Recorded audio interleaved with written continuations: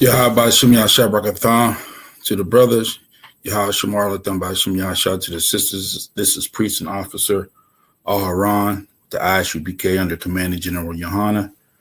We teach that Blacks, Hispanics, and Native American Indians are the true biblical Jews of the Bible, and that your oppressor is the devil the Bible speaks of. Today we're going to get into oppression.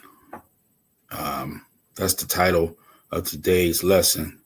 And one people that have been oppressed for who knows how long are Blacks, Hispanics, and Native American Indians. We're going to start out with a scripture that's well known in the UPK, and it's 100% true.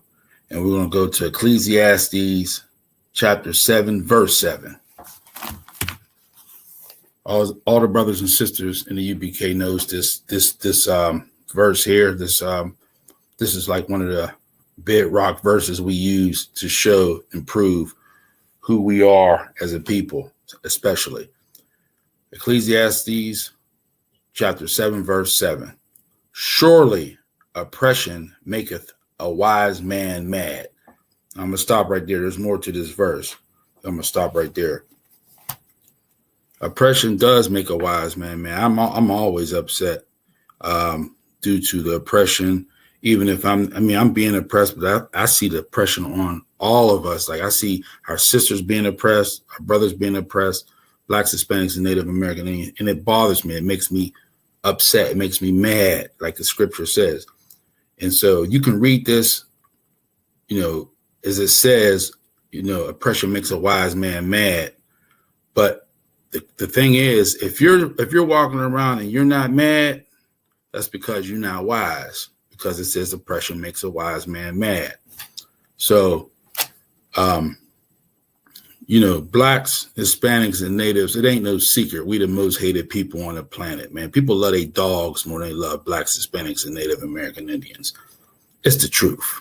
Now, I know we all got oppressors who are free. They claim, you think you got a friend who's an oppressor or blah, blah, blah, or he's, he may be East Indian or whatever, or Arab. They're not really your true friends. They get along with you, but when real issues come up like deportation, abortion, you name it, gun laws, you'll see you start pressing these oppressors. You start pressing Esau and the white man and all these people who you think are your friends at work, and you play. You may go out and go to a Steeler game or whatever, a sports game with them. You think they're your friends. But you start pressing them with some of these issues, you'll realize how they actually feel about maybe not you personal, because a lot of times when people hate each other, it's not a personal hate, but you'll see how they hate your people by just some of the responses you'll get to them. You start talking about deportation, people can't hold their tongue on that. People, generally speaking, our oppressor, the white man, hates Mexican people. That's just, you can see it on TV. The propaganda is so sad that if you look and see who's illegal in this country, it ain't just Mexican people. It's Arabs. It's East Indian. I think either East Indians or Chinese lead in, they're either one or two in illegals. But the propaganda you see on any channel, CNN, Fox, all you see is them busting in the grandma's house, showing up at the school, showing up anywhere at the job site, and they're deporting Mexicans. You don't see them deporting no East Indians. You don't see them deporting no Chinese people.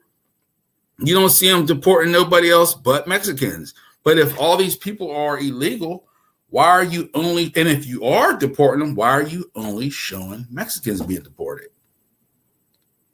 Because the white man's the devil the Bible speaks of. So then simple ass niggas will get on that train and hate Mexicans too.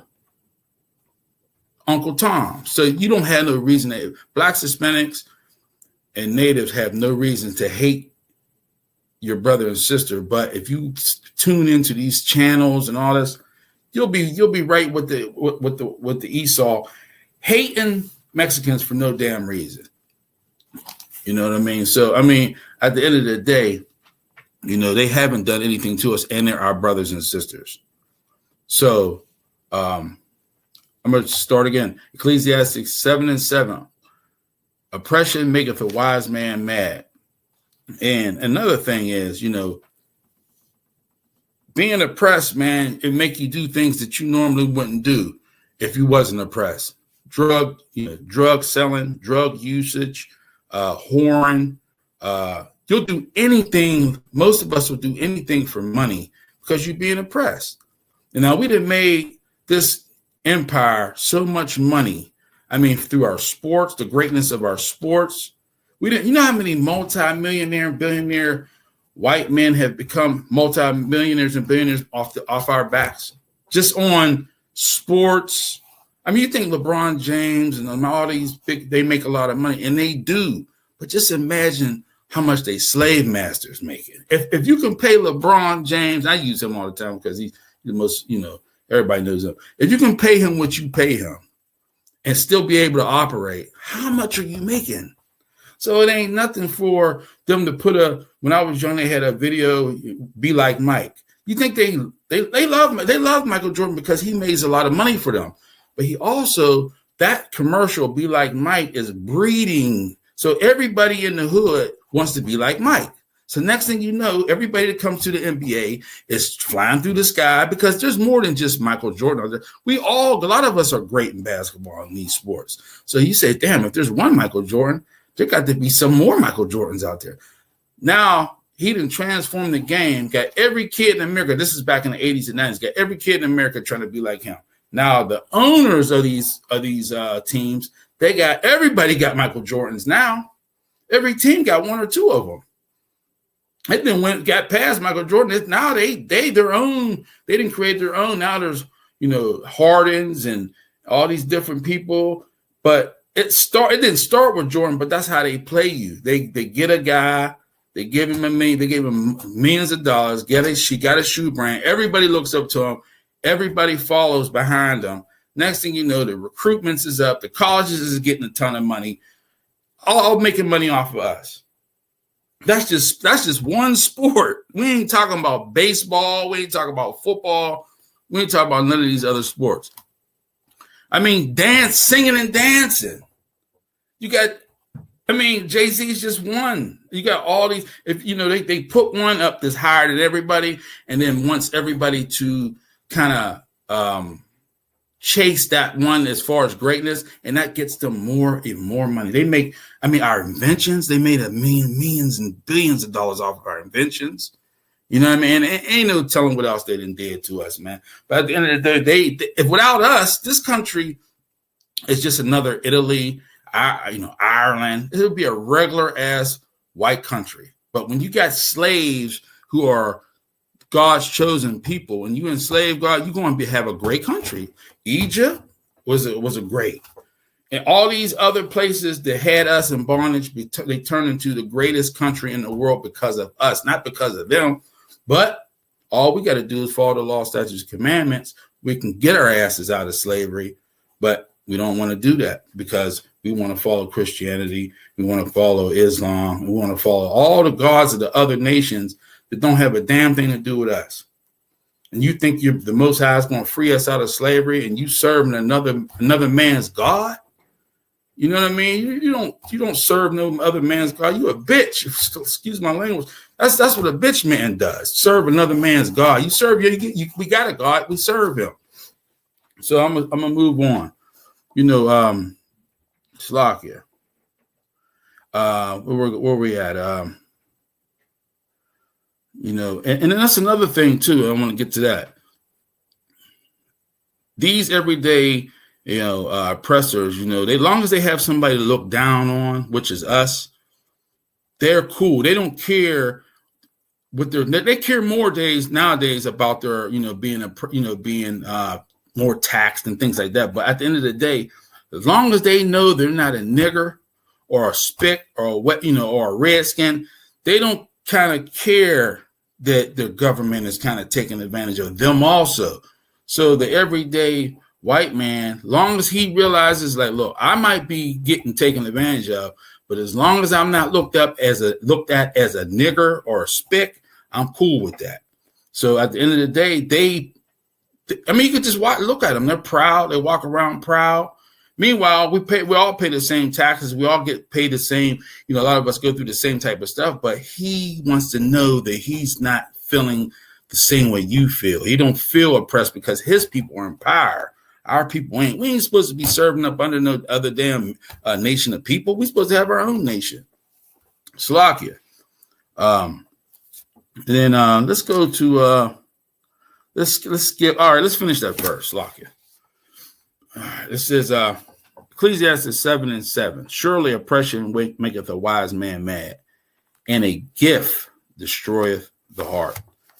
So, what destroys your heart when, let's just say, you get a promotion, at work, or you get a raise, you know what I mean? And sometimes that calms you down. You ain't as mad as you used to be because you got a promotion. You didn't went from $15 an hour to $20 an hour. That calms you down a little bit. So those are little things that Esau puts in place to keep the slaves or anybody under, But meanwhile, the prices of everything go up anyway, so it don't matter. Your health care goes up, the food goes up. You really don't get a raise. You think you do, but gas is always up, so you ain't really getting nothing.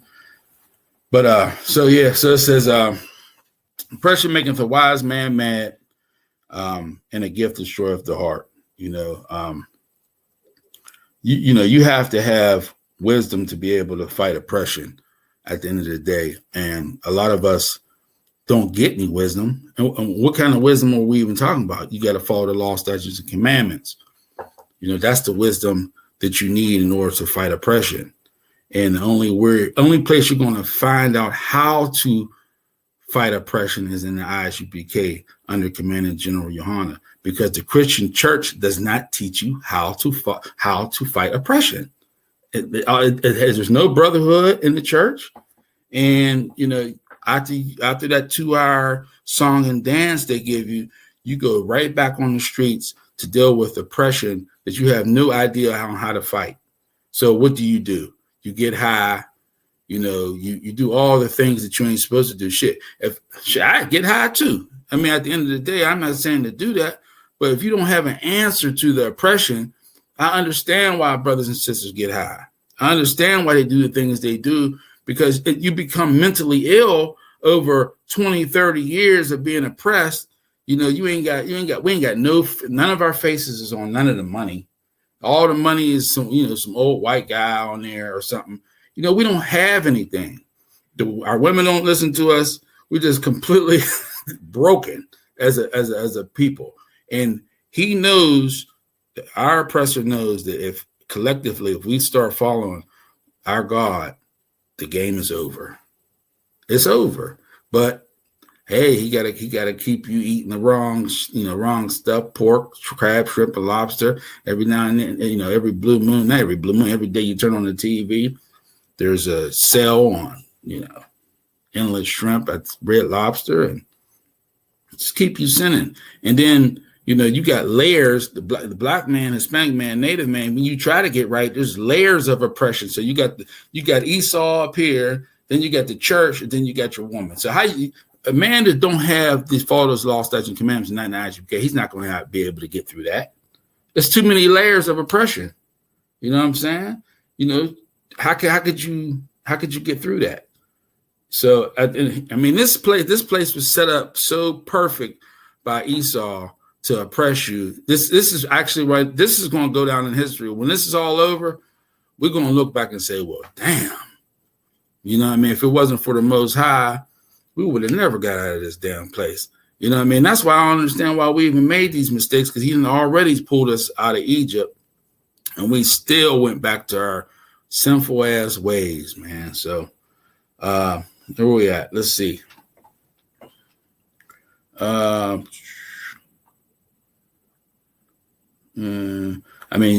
place, you got to deal with oppression is your job. Shit, black men got to deal with oppression in their damn dreams, man. They, you're dreaming something, and the next thing you know, you wake up and you wish it was true, but it wasn't. That's oppression. God damn, Slovakia. You know, and at the end of the day, you know, when Esau gives you a crumb, because he got all the crumbs, he can give you any crumb. You know, he don't mind giving one or two of us out of 30, 40 million of us. He'll give us, you know, 100 of us $1 million. That ain't nothing. Long as you can do what he tell you to do, and you're a trained dog, you're a good trained dog. He ain't got no issue with giving you no damn $1 million. There ain't nothing to him. He got all the crumbs, so he'll give you a crumb. You know what I'm saying?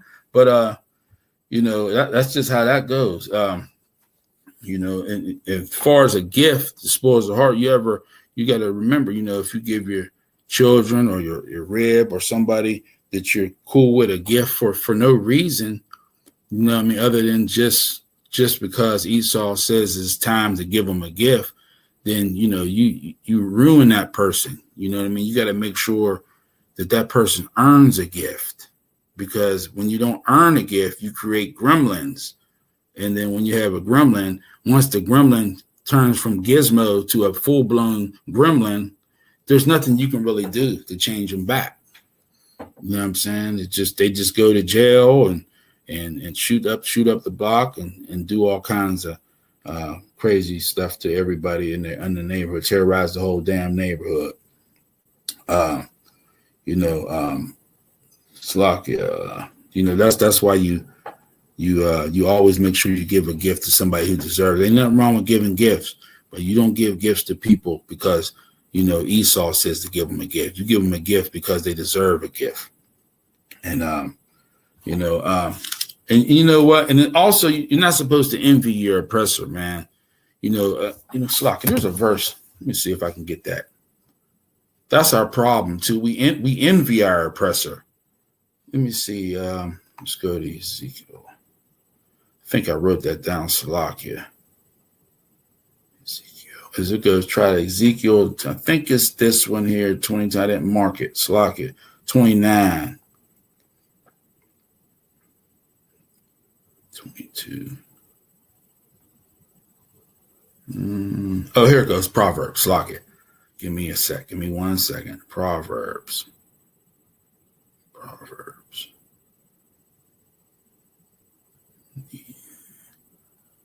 Proverbs 3:31. Here you go. This is the book of Proverbs, chapter 3, verse 31. Envy thou not the oppressor, and choose none of his ways. So when it says envy not your oppressor, the word envy, I'm gonna do the definition of envy, because some people just think they might not know the exact definition. So it's a painful or this is out of the Webster dictionary. A painful or resentful awareness of an advantage enjoyed by another, joined with a desire and possess the same advantages. So, like, for instance, like we'll say Hugh Hefner. Hugh Hefner had a bunch of women in a damn castle, basically, and he was basically pimping, and he had a whorehouse going on. So then P. Diddy, he actually shows other people on how to do it. But when you try to do it, your ass goes to jail. See what I'm saying? You can't be Hugh Hefner.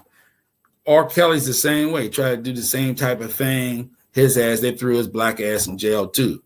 You see what I'm saying? Don't envy what he do, because, see, it ain't going to work out well for you. See, he can do all that wickedness. When you try, you go to jail, or you get unalive. That's what happened to you, or you destroy everybody.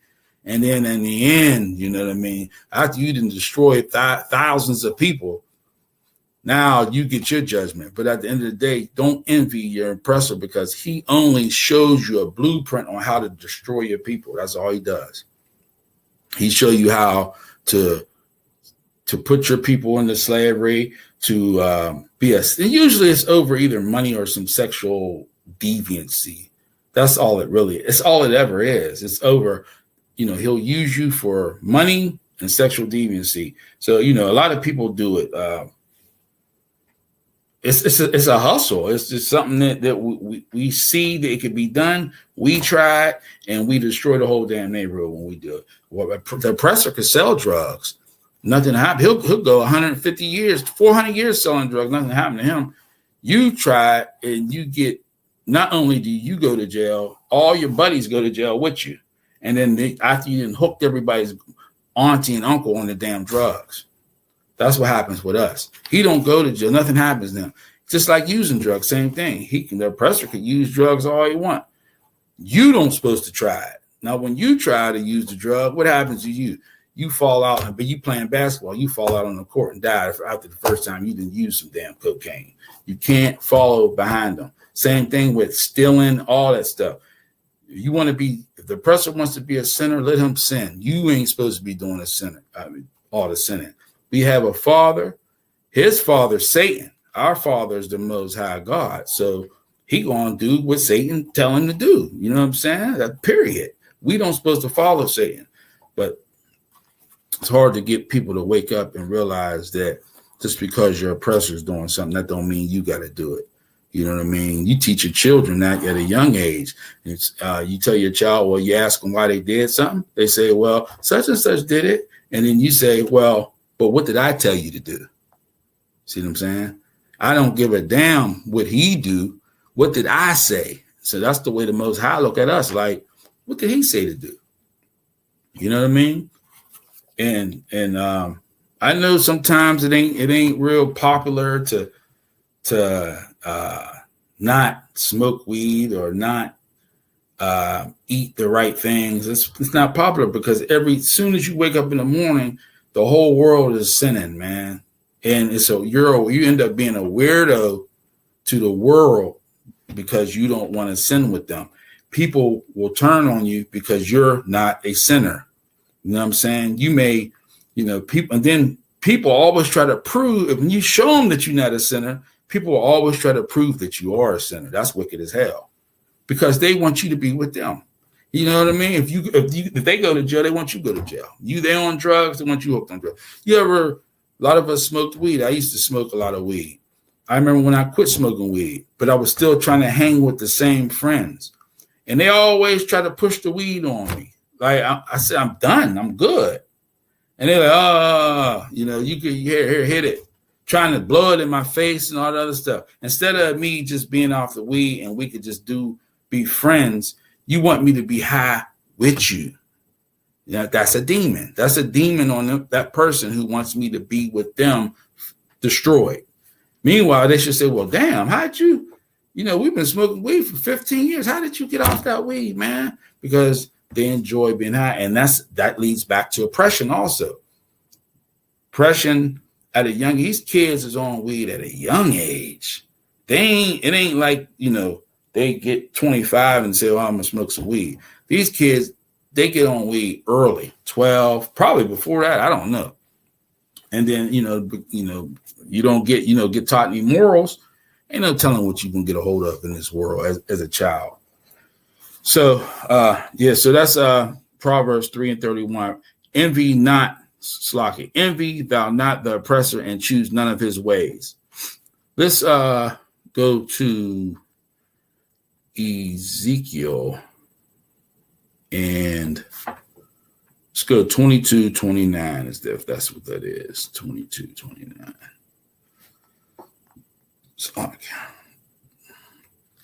It reads, the people of the land have used oppression and exercised robbery and have vexed the poor and needy. Yeah, they have oppressed the stranger wrongfully. So we come to this land, you know what I mean? Or we didn't come to the land. We was brought to this land. Well, some of us were already here, the Native American. But Judah, a lot of Judah came to this land on slave ships. You know what I mean? And they have been oppressing us. I mean, something you could not believe, man. Something serious. And they done robbed us of any inheritance, anything that we've ever had. They done took it all. You know what I mean? So, when we're in a hell of a hole, like Officer Europe, Ottawa, and Jordan said, we're in a hell of a hole. We're just trying to, I'm just trying to, do what Christ said, under Commander General Yohanna, is fish my people out of this hell, fish them out, fish my brothers and sisters out of this hell. because this is rough. Every day you got to look at this oppression. It's unbelievable. And I'm in the truth, so I can't even imagine how people who are not in the truth handle this oppression. This is unbelievable. I mean, the witchcraft that's used on you on Sundays is unreal. But a lot of the men don't go to church, so the witchcraft is used on our sisters on Sunday, and they just so hard-headed, man. They don't want to listen to nothing anybody has to say. They don't even, recognize when somebody does have a little bit of knowledge, and they don't want to follow nothing but that Christian pastor who follows the white man. That's how it goes. So, and it trickles down, to the oppression, onto, because they know if we wake up, I hate to say wake up, but if we follow the law, statutes, and commandments, this is a wrap. This is a wrap, man. Don't nobody, I don't know, other than I.S.U.P.K, I don't know of any group or church or mosque that follows the law, statutes, and commandments. Most people think this book is just some kind of comic book where all these miracles happened and nobody was actually a man, and God, and Jesus was God, and so you can't be perfect because he was God himself. And they made up all kinds of things that ain't even in the scripture. You know what I mean? And then they take the writings of Paul and think that he's going against Christ. So they think they follow on Paul and miss, it's like everything he say that, the scriptures that this in Paul, that they think that he's going against Christ. Nah, he's teaching the same exact thing. Don't be no damn sinner, man. You know what I mean? But at the end of the day, that's what we got going on. Salakia, let's see. What's another scripture? All right.